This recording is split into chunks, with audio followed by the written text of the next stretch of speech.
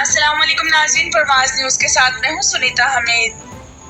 मुल्क के दूसरे शहरों की तरह आज मंडी बहावलदीन में भी जश्न ईद मिलादुन्नबी बड़े जोश और जज्बे से मनाया गया। हज़रत मोहम्मद सल्लल्लाहु अलैहि वसल्लम की शान में नातवानी और दुरूद पाक पेश किया गया। हज़रत मोहम्मद सल्लल्लाहु अलैहि वसल्लम की ज़िंदगी और तालीमात पर रोशनी डाली गई। मोहम्मद रशीद भट्टी, मंडी बहावलदीन।